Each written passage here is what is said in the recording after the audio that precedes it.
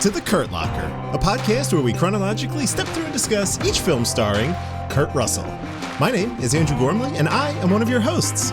I am joined on this episode by my co-hosts. She'd rather have a couple bullets in the old gut than stick around for the college knowledge program, Whitney Nelson. It's true. It's true. Hey, everybody. A man with a name like that has no business in a college, Erich Hall. That's right. Hi, everyone. It sounded smooth, Eric. Sounding crispy, sounded smooth. I like it. It's that fancy new microphone, I'm telling you. There you go. Leveling up. This is great. I'm excited that we have a guest on for this episode, Whitney. I think you're probably also excited. As we had just discussed, the bar is so low. I think morale was at a low. We were in a valley. We were. I was having a rough time with life, but specifically related to this podcast. This one thing, this one bastion of light and laughter and joy. And even that, they give us this shitty spy movie. Unbelievable. You guys really put in the time.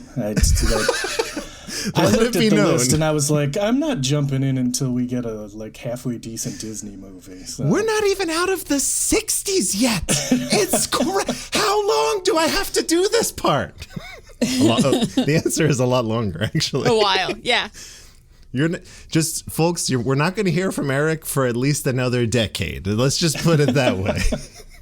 So enjoy it while you can. I'm kidding. You're welcome on any one of these. I mean, this is the last one of the 60s, right? It was released New Year's Eve, 1969, I think. Yes, that's true. Yeah. And then we have, I believe there's a 2, maybe 3 year gap before his next. And that was because he'd done some television movies and stuff like that we had, and television shows that we skip over. But our next proper movie is 71 or 72. So yeah, he starts to move at a nice clip, I think. And again, it's just nice to be able to use my remote and say name of movie, and it pops up somewhere. I'm like, great, I can watch it. Digging on the dark web to find the copy of the video. Yeah. Do I want to spend $36 for a VHS of this? I don't think I do. So we'll see. It's in Mongolian with English subtitles or something. Right. I guess. So this is good. I like this energy. I feel like this is going to be a good one. Let me get all this housekeeping out of the way, then Eric can start talking. As always, I want to mention up top, you can find the website and our podcast at 12and24.com. That's the numerals 12 and 24.com. You can email us at kurtlockerpod@gmail.com or hit us up on Twitter at kurtlockerpod. You can also join us on Discord, chat in real time at 12and24.com/Discord. A lot of great folks just hanging out there. We'll randomly get some messages at all random hours. I believe that I was being, a little fun was being poked at Roasted? me. Yeah. Yeah, I mean, roasted is the word. I wanted to diminish it a little bit, but yeah, people still talking about how a hardy preteen could probably kick my ass, and I'm okay with that. I acknowledge it. It's fine. Listen, facts are facts. You can't argue with them. Right. I'm open. I'm open to that, and that's totally fine. So if you're not alone there, buddy. Right. So if you want to join in on the roasting, just join our Discord. It'll be great. I could take it. I swear. And then finally, if you want to support the show with just a moment of your time for free, please share the show with your friends, rate and review us on iTunes. It'll bring more folks into the fray. We game that algorithm, more downloads, more friends, more all that good stuff, more listeners. I love it. So with all that out of the way, Eric, would you mind telling us what we're here to talk about today? Well, of course, Andrew. Today we are talking about the film The Computer Wore Tennis Shoes, the first, and I believe it was a Dexter Riley trilogy that Kurt Russell did for Disney. Wow. Plot synopsis from IMDb is that at Medfield College, an accident with a donated computer gives Dexter Riley the ability to remember any knowledge learned instantly and perfectly. Yeah, we can talk about that. This movie was written by Joseph McAveety and directed by Robert Butler.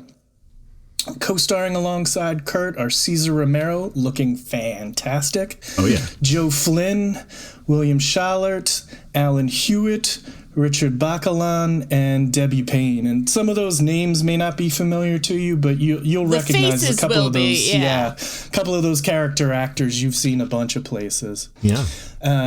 Especially if you watched like reruns of 50s and 60s TV. Mm-hmm.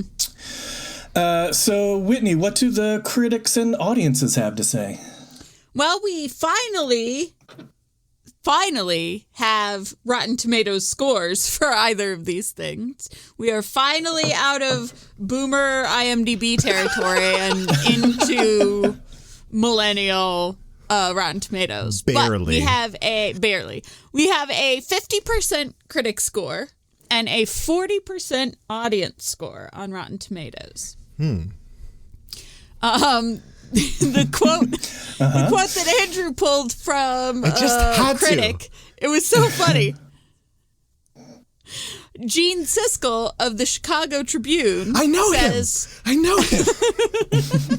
Says, I rather enjoyed the computer wore tennis shoes, and I suspect children under 14 will like it too. Mm-hmm. And then user Gigaman 1989 gave it 8 out of 10 stars and said, it's a good, lighthearted comedy that'll still get a few laughs even today. Joseph McAveety provides a good story. Director Robert Butler executes it nicely. Joe Flynn and Cesar Romero delivered some great performances, as did all the supporting cast. Okay. All right. Yeah. This is great. I love having reviews. I'm not even speaking about the quality of the film. You're just the fact that it exists on the internet. Someone else has seen it. It's great. It's so good. It's so good. It's on Disney Plus, y'all. It's great. And I'd be curious to see if those, if the Rotten Tomato scores moved at all, if people discovered this on Disney Plus. That would be interesting. I will say that there's a fair amount. The Rotten Tomato scores, that 50% is based off of 6 critical reviews that are all over the board. But, for instance, that Gene Siskel quote was not factored into the, for whatever reason, they didn't factor that Chicago Tribune review into it. I don't know if there was some sort of cutoff or whatever. But, it was like a half and half. Like, half of these people liked it, half of these people didn't. I don't know. As it gets more accessible, though, I feel like, the score probably... Yeah, I'm just curious. It wasn't, it's not like a cult hit or anything. When we compare this to what we have for Keanu movies, what we've experienced on Rotten Tomatoes, 40% audience score is, I think, really low for this movie. Mm-hmm. Yeah. I think that's interesting, and I don't know if it's just because it's older, or maybe it's just because... it wasn't easy to find until recently when Disney Plus had it, because Disney doesn't always release all their stuff. Yeah. It goes into the vault and whatever, so maybe it wasn't readily available until recently, but I do feel like 40% on Rotten Tomatoes is pretty low compared to some of the stuff that we've seen with a higher rating for Keanu, so... All right.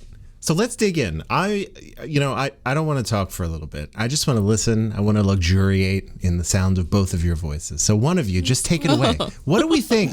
What are we thinking about the computer wore tennis shoes? It's a lot of pressure. It is a lot of pressure. Just to let it wash over me. Go ahead. I saw this movie as a kid, actually. I remember seeing the VHS sort of on the shelves, and I mean the title is just so sort of, it is perfect for a children's movie. It really sort of sparks the imagination.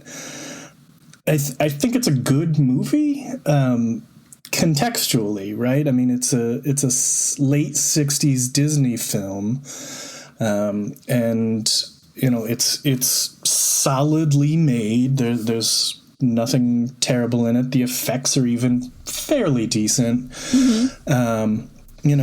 The story is one we've seen before, right? But it's a trope of science fiction. It's not, they weren't copying anyone as far as that's concerned. I do find this period of Disney movie a little just wild when you put it into historical context. The movie takes place on a college campus in 1969 when we're like in the middle of Vietnam. We're in the middle of the civil rights movement, all, you know, arguably one of the most volatile times in the United States. And none of that, to be clear, it's sort of vaguely referenced. What the like president of the college talks about unrest, and he makes sort of a weird comment about where that unrest is coming from, which was vaguely sinister and felt creepy. But that's one of the things about Disney that we've always had to balance, right? Is like, is it good that they're making something that is in a bubble, that's a little microcosm that you can go and turn your brain off and forget about everything that's going on in 1969? Or is it problematic that Disney is making, you know, like a movie about college kids in the 60s and none of these things come up? Yeah. So I always kind of find that interesting. And you know, as Disney opened up different distribution channels, they kind of they opened themselves up to the ability to do that, right? Like they never wanted to publish anything even remotely controversial under the Disney name. So you get like Touchstone and Hollywood Pictures, those kind of things. Yeah. But I do find that interesting. I was sitting there watching this, and the movie starts, and please chime in, guys, because we talked about this before we jumped on mic. The movie starts with the most amazing theme song and title sequence. Incredible theme song. It's really something. This like slappy like 60s surf jam.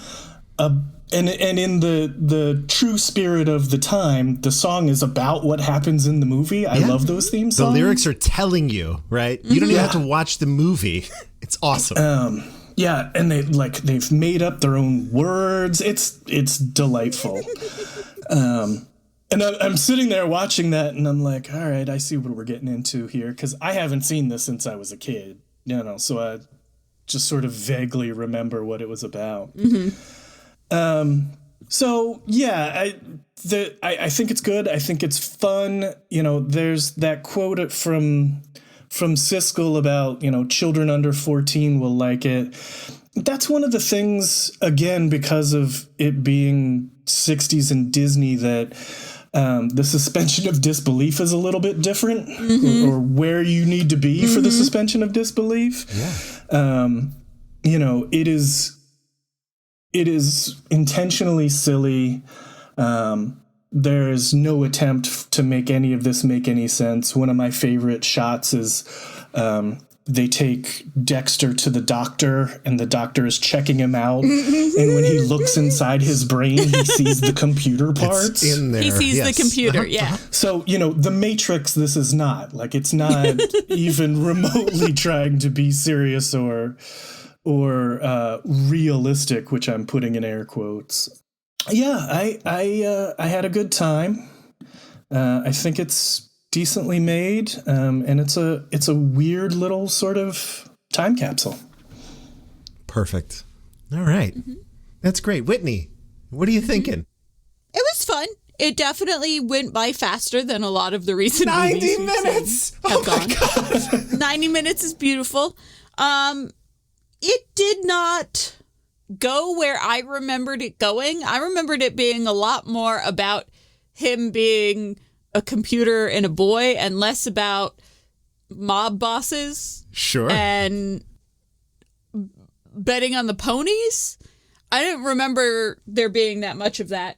That was actually the hardest suspension of disbelief for me, is that anyone running a company of any kind would base a large portion of his company on horse racing. Of course.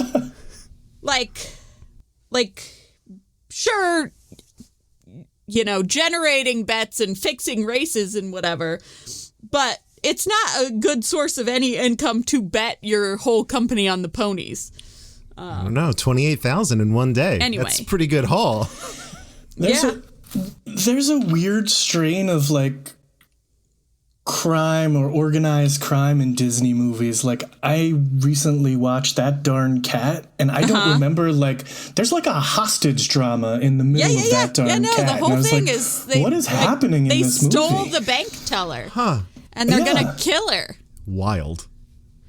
But also it's about, Yeah, like the stakes of the crime never match up with the stakes of the hijinks. It's always like someone's going to die. Oh, and this cat is wandering around the neighborhood. So, like, for sure, the whole, he's a crime boss, but also owns a computer company. That's a thing that, like, I can kind of understand. But the fact that, like, he stores on a computer all of the locations and passwords and whatever for all of his gambling facilities. But the fact that he would be interested in this kid who's a computer because he wants to himself bet on horse races. I was like, he would never do that. He would never put his money into that kind of a position where it's that liable to, people are reliable, horses are not. And I'm no mob boss yet. But dream bigger. Come on. You could do it. I believe in you. Loan shark. Don't bet on the ponies. Obviously, it's silly that a computer got into a boy because of electrocution.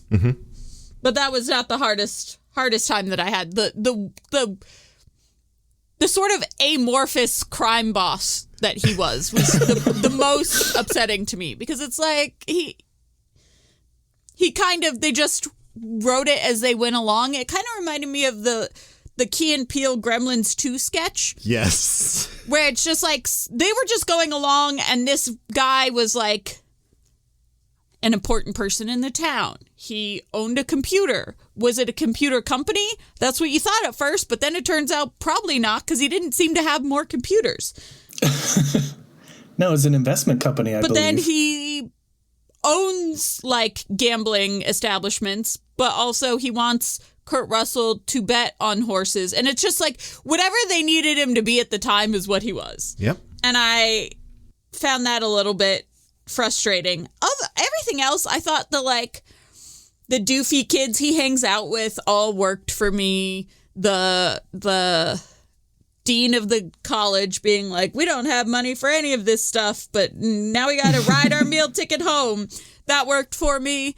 Yeah, all in all, I thought it was fun. I definitely think looking at it too hard is a mistake. You just kind of got to take it for what it's worth. Yeah.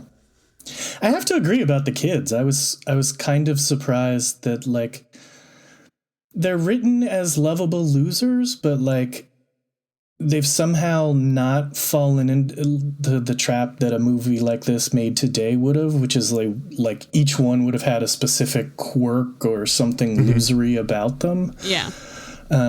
They were fairly well-rounded, characters. I'm again using air quotes. Like, this isn't that kind of movie. You're not really going to get a lot of character development, but, like, in terms of who they were, it wasn't like, oh, that's the one that picks his nose or whatever it might be. Yeah. And Kurt's character was like, solid. He wasn't exceptional or quirky or anything like that. You kind of believed that, like, this was a kid who, like, was just scraping by at college kind of thing. And then when he transitioned into being the smartest person in the world, he changed accordingly, or as a Disney movie would expect a person to change, I guess, Well, yeah. Just grabbing random women and kissing them on the mouth, Yeah. That whole, like, ascension sequence was very confusing. The most startling thing was, like, the difference in apparel immediately. I was like, whoa, holy shit, that's a suit? That's a choice? Well done. With that bright yellow ascot tie. Yeah, it was like a suit jacket over a sweater with an ascot. It's like a turtleneck and a double-breasted pinstripe suit. It's pretty dope. Yeah, it was. It was. He wore the hell out of it. The whole thing. I do think that you would have been hard-pressed to make this movie with somebody at the time other than Kurt Russell who is so charming and sort of disarming that you don't immediately hate him when he turns into a jerk. Like, it's hard to have a movie where there's a big section of it that, like, the fame goes to his head and he's got all these people clamoring after him, so he kisses a random girl even though he's got a girlfriend back home, and he, you know, strings people along to see what he can get out of them as far as, like, colleges and whatnot.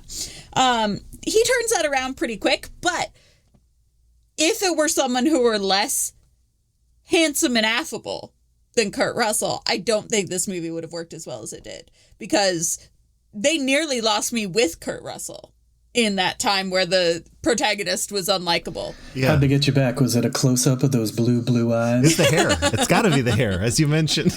It's the hair. It was the hair. It's perfect hair. always. Full stop. Always. I agree with everything y'all both said about this movie. There were some parts for me that were, I did laugh out loud a couple times, just like not even really expecting that to be, like when he was finished the test and he bit into a sandwich and it was like the crunchiest sandwich in the whole world for some reason. That got me. Like, it's the dumbest joke. That was like an iceberg and potato chip sandwich. It definitely was not like a peanut butter and jelly. Yeah, I was like, who makes a sandwich? What kind of sandwich maintains a crunch like that? It looks like that bag had seen the world, but apparently he had it. So some of the stuff like that, just the real goofy stuff, like they put that in that same scene with the doctor. They put something conical, like a camera, a CAT scan, whatever they were trying to do, and they look at a screen and it's just an animated computer like cogs in his brain. I'm like, that is the dumbest thing. But I was laughing. And then it turns into the roulette wheel, Yes. and then it's like the girl in the gold bikini and the weird, like, In like a car that's a fantasy bathtub? car? Yeah. And he just looks over. He's like, he's like, I don't know what to tell you. I'm thinking about a girl in a gold bikini getting into a bathtub car. I'm in college. What are you gonna do? So, yes, there were things in this movie that were very silly, but God, just like what a relief when I put this on. I saw it was like it was widescreen-ish. I was like, great, I love this. I could read everything. The contrast was good. Again, the bar has been so low for so long that I was like starving, and this was just exactly what I needed. Well, I'm just glad that it held up as far as, like, I had kind of promised you that this was where it would turn around, as far as it being a concise movie that has story beats and is well produced and has music and a title sequence and whatever. Yes. And since several of these other movies were also Disney movies, I started to get really nervous about that promise that I had made. What if this is not like that? But it ended up being fine. Yeah. I had your voice in my head when I started to go into this because of the comparison to like Short Circuit and what was the other one that you said? Flight of the Navigator. Flight of the Navigator.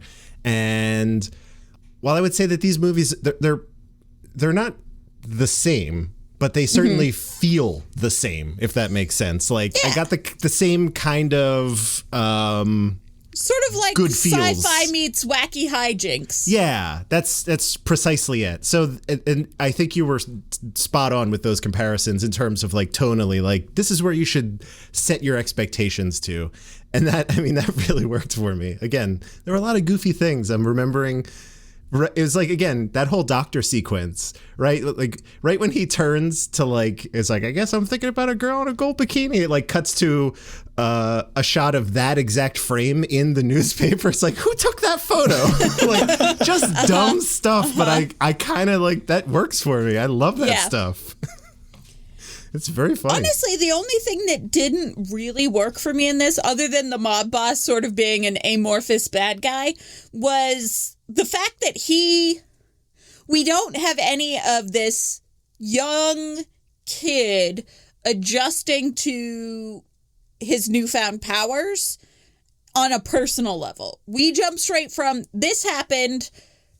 The teacher immediately is like, he's a computer. And the dean is like, we're wasting $20 on a doctor. And then the doctor's like, no, he's definitely a computer.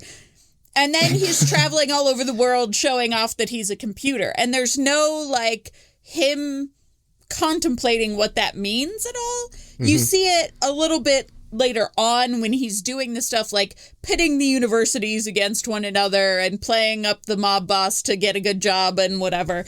That kind of stuff. You start to see it then, but there was not even one shot of him being like, other than the shrug when they see the bikini girl in the bathtub carve coming out of his head.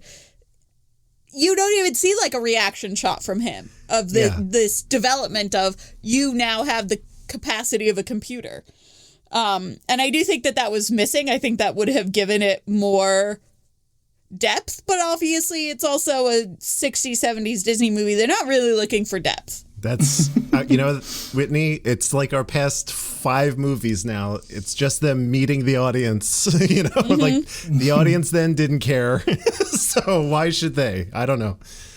As Eric said, this is like a trope that we see a lot now. And I don't know how actually common or prevalent it was in film at the time of like the overnight genius. Mm-hmm. But it's kind of, I thought of like Lawnmower Man. I thought of Phenomenon, weirdly. And I haven't seen any of these movies in quite a while, but I was like, wow, this reminds me of like Transcendence or Limitless. And it's like, it all started. No, it didn't all start here, but I want to go on the record. I do not believe that it all started with this film, but it is kind of cool to see how it evolved, especially like with what Whitney just said, where in those later movies, we do get some of those reckonings and realizations from at a character level. So I just think that's kind of cool. Mm-hmm. We all liked Kurt in this, right? You think this was pretty good? We couldn't see anybody else doing it. He's very charming. Even when he's kind of being a jerk mm-hmm. and kissing women on television. It definitely, as the movie goes on and the mobsters have kidnapped him and are going to drown him in a lake, it definitely gets more slapstick with the, like, from that casino arrest on. I feel like it gets more and more slapstick with every scene that we come to.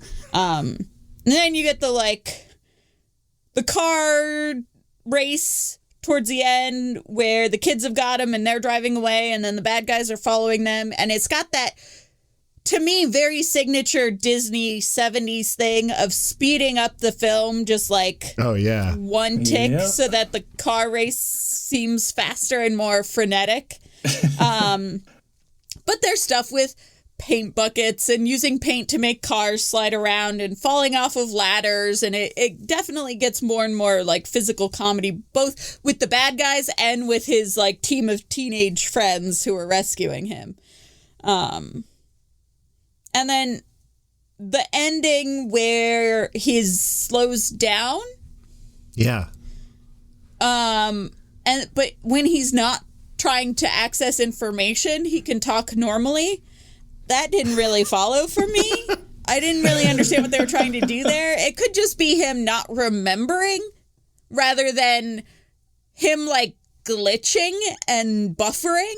They do a whole like he draws out his words and he gets them out one syllable at a time, like he's buffering. But he doesn't do that regularly with his normal voice, so it's only when he's trying to be a computer, and just the way they did that wasn't great. But I mean, how are you going to make this kid not a computer anymore? I don't know that I would have been satisfied with any of them. I mean, I was just confused tonally because I was like, are they playing this for laughs? Because he seems like he's in excruciating pain. Like, I was unclear what the tone of that moment was. This is like, is this Flowers for Algernon or is this a comedy? Like, what is happening? I laughed at it, but only not that part, but when they would cut to the other people who were like trying to finish the words for him. I thought that was like the other team when he's trying to say Philadelphia, and like it cuts to the girl and she's like Delphia, like she's like mouthing it. I'm like, I love that. That's very funny. But no one ever asked this poor man if he's okay. No, they're just like, that's absolutely correct. I was like, what is happening right now? Kurt in this movie really made some of his co-stars look poor in comparison in terms of acting prowess. A lot of his friends, in my opinion, a lot of that sounded like just reads, like just like a card off camera, where I felt like Kurt was more in it. When you look at his contemporaries, the older actors, he felt more at their level than at the level of his peers there. I don't know if either of you felt similarly there. I mean, I think that's definitely the case, and I think that's why you see Kurt go on and he makes 2 more of these movies, let alone the rest of the movies he makes for Disney. There's a reason it was the last thing Walt Disney wrote before he died. That's what I said. I was like, I get it. After watching a couple of these, I get it. Even though some of them have been like lost to the, annals of time, and we've had to archaeologically dig them out of construction sites in order to watch them. I get it. You know what I think it is? Whitney, I think it's the fact that every movie up to this point that we've seen him in, he's been acting alongside adults. Yes. And he's never actually acted along people that are his age. So I finally saw it here, and I'm like, God, he's so much better than most of these people. It's like very apparent. But yeah, he's operating on like a much, not surprising, as we said, but just when you see it finally, you're like, wow, that guy, of course, Walt Disney. Of course. We have anything else we want to say? I feel great. I got to be honest. This made me so happy. I'm glad that this was a little ray of sunshine in what has been an otherwise bleak movie watching experience. I just want to say to the listeners, make sure that you're watching the Computer Wore Tennis Shoes from the 60s, not the 1995 Kirk Cameron movie. Wait a minute. What? Oh, there was a remake in the 90s. Get out of my face. Kirk Cameron? Mm-hmm. I have not seen it. I grew up in a very anti-remake family. Wow. Good for them. Yeah. So even though the classic 60s, 70s Disney movies were a staple in our household, I don't think we watched any of them that were like remade. We didn't even watch we loved The Love Bug, and we didn't even watch the Herbie Fully Loaded. Wow. Yeah, I mean, I want to be clear. Disney did the remake. It's not like they let just anybody do it, but no, it's still they hang on to their IP with iron grips. Yeah. Oh, it's in a 1995 American made-for-television science fiction comedy remake. Okay. All right. I mean, sure. If I could describe to you accurately the level of incensed that my family was when they remade The Absent-Minded Professor into Flubber. It's Robin Williams. Come on. No? I still can't bring it up without everybody's blood pressures rising. So when the family gathering's going well, and you're like, we just got to introduce a little drama. You just like whisper, you're like, Flubber. Yeah. It's over. I've blown it up. Not a Disney movie, but the remake of The Secret Life of Walter Mitty that has absolutely nothing to do with the original Secret Life of Walter Mitty makes my sister go nonverbal when she starts to talk about it. She gets so mad, her brain shorts out. That's interesting. I'll admit something. So I probably dropped down a couple pegs on Lindsay's. One, I did not know that movie was a remake. Two, I enjoyed that movie. So the Ben Stiller one we're talking about, right? Is the remake? Yep. It's a remake of an old Danny Kaye movie. Okay. And the only thing that's similar is they daydream. I mean, it's based on a short story, so I hope so. Interesting. Okay. Yeah, I didn't mind I watched that on a lark one day, and I was like, that was better than I anticipated, coming from like whatever I was used to from Ben Stiller at the time. So, yeah. Interesting. Sorry, Lindsay. It's okay. No one knows that movie but us. Like, who... If you know a Danny Kaye movie other than The Court Jester, I'll marry you right now. Because no one knows Danny Kaye like Lindsay and I know Danny Kaye. You heard it here first, folks. Mm-hmm. Yeah. Well, White Christmas. Right? There you go. Danny Kaye? Yeah, it is. Look, let me be honest and also say that I only know that reference because it's from Christmas Vacation. Back on track. We love, I won't say we love this movie, but gosh, what a breath of fresh air. Mm-hmm. Anything else? I don't think so. I'm good. You know what Kurt Russell's computer brain really could have used towards the end of this film? What's that, Andrew? A backup solution. This is the perfect movie for this ad read. Eric, you and I have talked about Backblaze, I think, right? Once? Twice? We have, yes. I need a cloud backup solution. All right. Well, I can hook you up. Andrew has the answer for you. Look, what if I told you for just $6 a month, you could have truly unlimited backups of all of your of everything plugged into your computer? Outrageous. I'm not messing around either. I said it last time. People did not believe me. I sent screenshots out. I have 42 terabytes of data backed up with Backblaze. I feel like I'm an outlier. That's a crazy amount. I know. Yeah, I feel like you have a problem. No. I have a solution called Backblaze. Digital hoarder. Oh, yeah. Boom! No. Crushing it with the ad read today. I want to experiment with this because I never want the ad reads to like run long, but I know that we just can't stop being so charming. So we end up, Whitney, That's a problem we have. Our last ad read for Backblaze on the last episode, which technically comes out tomorrow, it's fine, was like 6.5 minutes. I'm like, that feels too long, but That's too long. It was funny the whole time, so I can't really. What am I going to cut? I can't kill my darlings. They're all good. What are you going to do? Exactly. We're just too lovable and charming. We're a lot like Kurt Russell in that way. Right.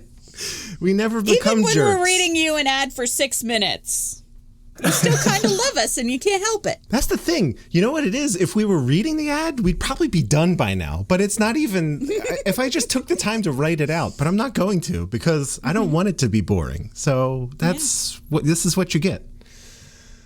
Let me. You're welcome, everyone. Let me be succinct. Here we go. Unlimited backups, $6 a month for everything plugged into your computer. I've been a customer for 10 years. I've been a customer for a whole damn decade. Long before I even thought that they would want to throw a few dollars our way to do this sort of thing. So everything you've ever heard us record is backed up in Backblaze. Every single podcast. I mean, this group, I can't speak for historical hotties. I hope you have a backup solution. I hope you do. We do not. We should. Well, this might be. Oh boy. This might be an opportunity. Too fast and extremely furious. I don't know if there's a backup solution in place. There is, actually. Oh, great. Okay. Perfect. It's currently on like 3 different computers. That's great. See, that's smart. But all those computers aren't in the same house, though, right? Yeah. Oh, you got me. The house burns down or magnum opus is lost. I realize no one will ever hear that podcast. Oh, wait. What? Yeah. What else? What has changed? Look, I want to bring it up every 30 episodes we do together. I just want to go on record and say I think I've only mentioned it one time. I certainly have mentioned it more than either of you. So I feel, and it's just I'm curious. I'm not trying to pressure anyone. Is all I'm saying. I'm not good at editing. We'll get you there. Hey, Eric, let me tell you about Skillshare. No. No, that's not. Let's not cross the streams. I might have to cut that part out. Go to 12and24.com/Backblaze. It'll take you to the Backblaze website. You can sign up. It's a free 15-day trial. You can install it just to see how it works. It just runs in your computer in the background. Or you could just tell it only run overnight or only run during these hours. Back everything up. and you just have a little bit of peace of mind. It's great. I love it. Been a customer for 10 years. Ask me anything. Hit me up on Twitter, whatever. I'll answer all the questions. That's it. Back, please. Thank you. Back, please. Back, please. Just toss it in. All right. Ghost truck. Whitney. Yes. Things got a little out of whack when we had to skip a movie. But this is your movie, and I think it works out great. You have experience with this one. So I would love for you to tell us about, go do a deep dive. We have Wikipedia and IMDb. It's a spoil of plot riches. Your choice. I have Wikipedia pulled up, so I'm going to go with that one. All right. The plot of this movie is as follows. Dexter Riley, Kurt Russell, and his friends attend small private Medfield College, which cannot afford to buy a computer. The students persuade wealthy businessman A.J. Arno, who is Cesar Romero, to donate an old computer to the college. Arno is secretly the head of a large illegal gambling ring, which used the computer for its operations. While installing a replacement computer part during a thunderstorm, Dexter receives an electric shock and becomes a human computer. He now has superhuman mathematical talent, can read and remember the contents of an old encyclopedia volume in a few minutes, and can speak a language fluently after reading one textbook. His new abilities make him a worldwide celebrity and Medfield's best chance to win a televised quiz tournament with a $100,000 prize. Dexter Riley single-handedly leads Medfield's team in victories against other colleges. During the tournament on live television, a trigger word causes him to unknowingly recite details of Arno's gambling ring. Arno's henchmen kidnap Riley and plan to kill him, but his friends help him escape by locating the house in which he's being kept, posing as house painters to gain access, and sneaking him out in a large trunk. During the escape, Dexter Riley suffers a concussion, which, during the tournament against final rival Springfield State, gradually returns his mental abilities to normal. However, one of his friends is able to answer the final question, which is, what is the geographic center of the contiguous United States? The answer is Lebanon, Kansas, because his uncle owns a dry cleaners there. And Medfield wins the $100,000 cash prize. Arno and his henchmen are arrested when they attempt to escape the TV studio and crash head-on into a police car. And that is the end of the summary of this plot. That feels right. I don't think it left anything out that was major or glaring there. It's a pretty... No, I mean, there's probably a good 20 minutes of this movie that are montage of him excelling at everything mathematically and linguistically and whatever. So they show him being present at a space launch, and they show him going to the UN and meeting all the people there because he can speak all their languages, and nothing much happens plot-wise in that 20 minutes other than establishing firmly that he is a computer wearing tennis shoes. He tried to help that guy cut the diamond too, but that guy wouldn't listen. He would not listen, and the diamond shattered into 1,000 pieces. That scene is so weird. I love it. Classic. It is very weird. Why was he hitting the thing with a bottle? Is everything about it? Intelligence. It's great. Great. Yeah, I had a good time with this one. So let me ask, Whitney, I'll start with you. It's been a minute. I wanted to have a drum roll or something set up here, but I don't want to jinx it. Do you recommend this movie? I do. Yes, thank God. We broke the streak. Oh my God. I do. I think that there's been, everything else has been no, but possibly with caveats. If you really want to see young Kurt Russell, like Follow Me Boys is the one to watch, et cetera, et cetera. Mm-hmm. But all of them have not been good movies. I would say if anyone wants to see Kurt Russell in his Disney days, he's definitely older. He's not the 11-year-old wonderkind anymore. You know, he's 19 and filled out and is manly and handsome. But this is definitely the one that I recommend if you are interested in like Disney movie Kurt Russell. All right. Eric, what do you got? Recommend? Not recommend?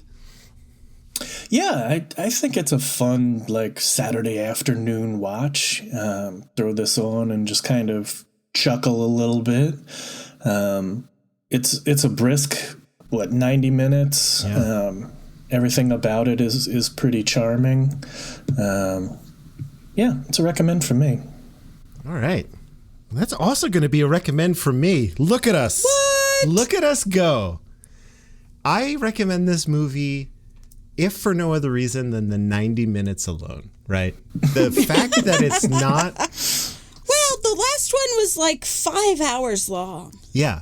I know that we were just coming off of that one as well. So, but I feel like we have ended up watching many movies that are over 2 hours in runtime. And given the time that they were made, it's just it's nothing. It's all nothing in the middle there. But this, even at just the reduced runtime, was a recommend. But then it actually made me laugh, and I thought it was kind of charming, and I enjoyed many of the characters in it, even the stuff that didn't make a lot of sense. I was like, I'll buy it. So that's great. I'm curious to see, as you do the next two Dexter Riley movies, if, like, he wears out his welcome. I'm also curious to see I don't that. think it will, but, like... I am just curious because this next run of Disney films all has a very similar tone, and it could be a lot. Are those movies, are they the next two movies? Do you know what they are? No. Okay. You're doing, I think, Barefoot Executive, which has a monkey in it, and everyone loves a monkey. Of course. And I'm not familiar with Fool's Parade, so I don't know if there's a monkey in that or not. And then it's Now You See Him, Now You Don't, which is this movie, but he's turns invisible. Interesting. Yeah. Okay. I don't think that I have seen the other Dexter Riley one, which is Strongest Man in the World. Yeah. Okay. Yeah. That's, yeah. Which All right, is that's, this kicks movie, off. but strong. I They have a love formula. I Sure. don't Sticking think with I've it. seen that one. I've definitely seen Now You See Him, Now You Don't. Fantastic. What if he was smart? What if he was invisible? What if he was strong? What if he was strong? That's growing up, isn't it? I don't know. There's good questions some to kind ask. of allegory in there, right? I don't know. Great. So, Eric, I for better or worse, at current, this is your number one Kurt Russell film. I mean, At current. of the films that have been covered on this podcast so far, Yeah. this is my favorite Kurt Russell film. Yes. I appreciate the caveat, of course. So I won't edit around it. I'm happy to go in and revise the listing based on what I think they will be, but I hadn't taken that time yet. No, look, Dan. I see Dan fully committed to his list already. Overachiever that Dan is. Unbelievable. Yeah. And I mean, to be fair, no, Dan and I vary pretty wildly. Okay. I was gonna say I saw his number one was The Thing, and I was like, well, I'm totally on board for that. But And then yeah. number two, you're like, well, two paths No, number diverge. two's pretty close, and then it gets into number three, and I'm like, the hockey movie, really? Yeah. Okay. Perfect. Yeah, I think they've got some interesting judgment calls here in this list. I cannot entirely agree with them. Remember, but they haven't seen that. Isn't that the entirety of what they've seen? yes. Okay. Yes. So there's room for some maneuvering. So they've here. got time. Yeah. Yes. We all and have I time. know They haven't seen Big Trouble in Little China. That's Correct. No. Yeah. That's going to open this all up. All right, never mind. and Lindsay has only put the one and only genuine original family band because I think other than I don't want to put words into her mouth. She's probably seen maybe 3 or 4 more movies on this list. And that's it. Well, So there's a lot that she has left to see. So her only putting the one on there I think is fair because she hasn't seen any of the good ones. Yeah. She has to see Escape from New York. She's going to love Escape from New York. Yeah, she's probably staying on the bench till the 80s, I guess, probably. Is that fair to say? Probably. I'm not sure about that, but probably. I think most of the movies not like we she's- did a whole episode about this. No, or I anything. feel like I remember most of the movies she said she saw were prior, like in this era of Kurt, and I'm like, that's. Oh, and It did Sky seem High like for whatever reason, everyone. also a Disney movie. Oh, yes, of course. I believe she's seen Overboard because I remember seeing Overboard on like TBS or something, and I'm sure she was around. Yeah. But I think the first one she's really seen is Stargate. That's right. So yeah, I think other than the like early Disney stuff, it's nothing until the 90s. yeah, the Egyptology and whatnot. It's all coming back. It's all Exactly. flooding back now. I understand. Whitney, Yes. where is the computer wore tennis shoes going on your list? Number 1. Oh my God. we did it. We did it. And by I we thought did you were it, a family band stan, no? you clearly didn't listen to that You clearly episode. haven't listened to that episode. No, it is, in retrospect, wild how much I liked that movie, considering how little I liked the subject matter. It's something. It's something. Yeah. Rewatching that, I do not enjoy the one and only genuine original family band. Yeah. It's still in last place on my list, actually. Yeah. Same here. Andrew, where on your list do you put the computer wore tennis shoes? Guess what, Whitney? Our lists remain identical.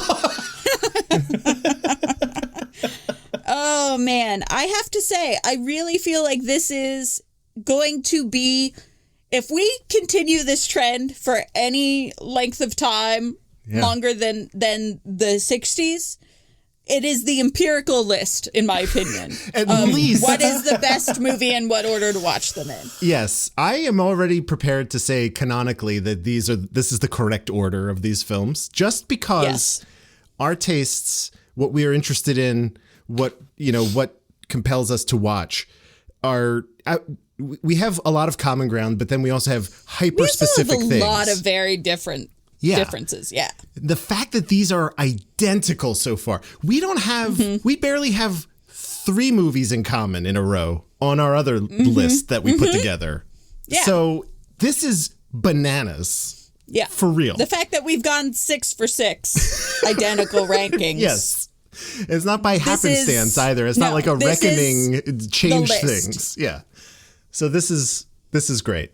The Computer Wore Tennis Shoes is the finest film we've watched so far. So it's fact, full stop. That's it. Fact. You heard it here first, folks. The definitive Kurt Russell podcast. Oh my gosh. Let's talk about next week. I don't think anybody, Eric, I've heard next week's movie has a monkey in it. So maybe Next week's movie does have a monkey in it. That is correct. I don't know if you want to swing by, but I'll be walking us through The Barefoot Executive. So I have at least one thing to look forward to in The Barefoot Executive. Whitney, have you seen this movie? I don't know. That's good. It's always good to hedge. I could say I have not seen this movie. I would remember a monkey. Feel like I probably have. I watched a lot of Disney movies with things like monkeys and, dogs who are district attorneys and like horses who can talk. So I definitely feel like I would have seen this, but I can't outright remember it. All right. There was also that, like, in the 70s and I guess into the 80s, like, The Wonderful World of Disney was on every Sunday. Mm-hmm. So, like, I feel like this movie was probably on in the background at some point. The last movie we watched was on the Carousel of Color. Yeah. Which was pre like Wonderful World of Disney, but Yeah, but Similar. Same vein. Yeah, that's interesting. I feel like that was on in the background a lot growing up, but I don't know. I'll have to see. It doesn't ring a bell. I could say that much. Eric, what are your initial remembrances of the Barefoot Executive? Positive, negative, indifferent? I was pretty indifferent, I think, as a kid. I don't think I've seen it as an adult. If it can't sell you as a kid with a monkey in it, I don't know. There's only so far that like a monkey who's a CEO or whatever this is will take you. And I feel like if you were indifferent as a child, that says a lot. It doesn't get easier. I wasn't sold on a film just because there was a monkey in it. So, Wow. I was a weird kid too. All right. There you go. So temper your expectations, listeners. If for some reason you're following along and watching these with us, don't. Actually watch this one. No, you should have started now. Yeah, this is the movie to start with. When you could just fire up an app and watch the goddamn thing, then that's when you start. Everything else. If you've been turned off by the other ones, come on back. Yeah. Not a pile on this time. It's great. All right, that brings us to the end. Do we have any closing thoughts? Anything we need to get off our chest? No. Okay. I've said it all. I just wanted to open the floor, Everyone's free to speak here. It's fine. No. Let's end it on this real weird note that Andrew introduced. Just let it hang. Hold on. I'm just going to not.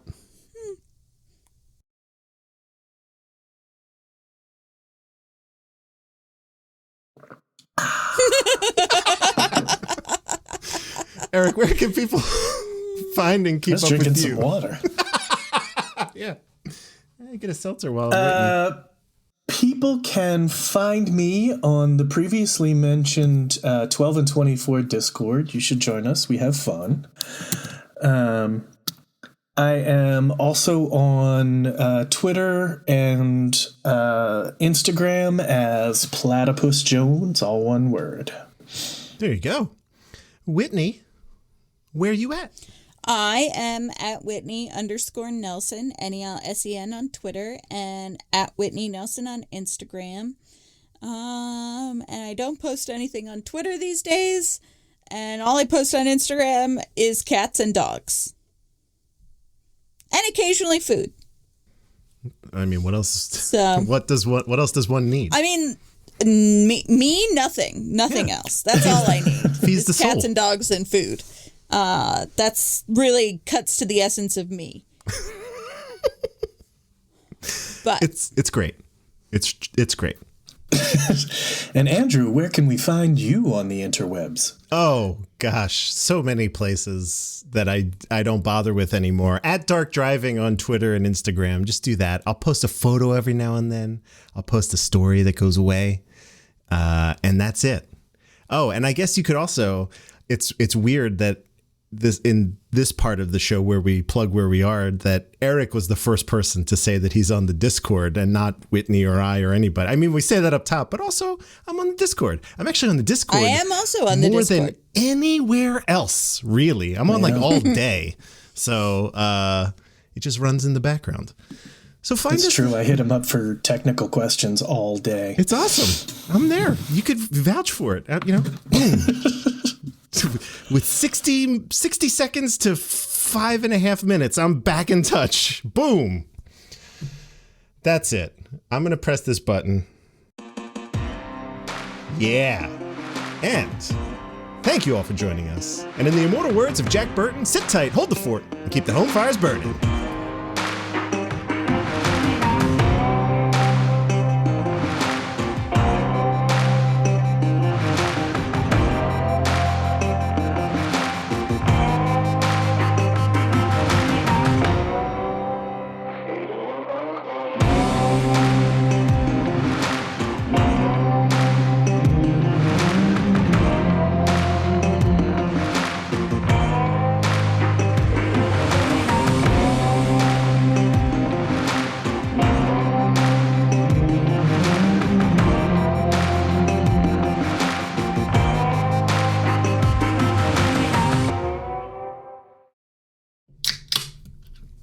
Yeah, grip it and rip it.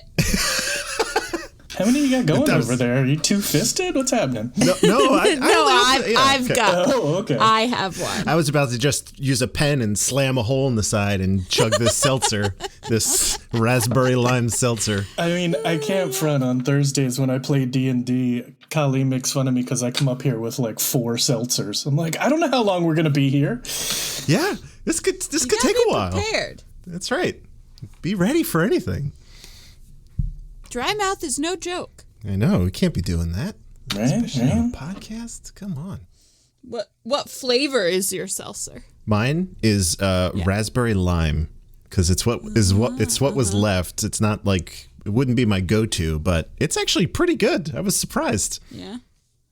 We don't really have flavored seltzer. We just always get soda water and then flavor it ourselves. With booze. Well, if you're me, yes, This is with the way. booze. This is the way. If you're Jamie, you flavor it with grenadine or some other sort of flavored syrup that we've made. If there's not gin in it, it's not seltzer.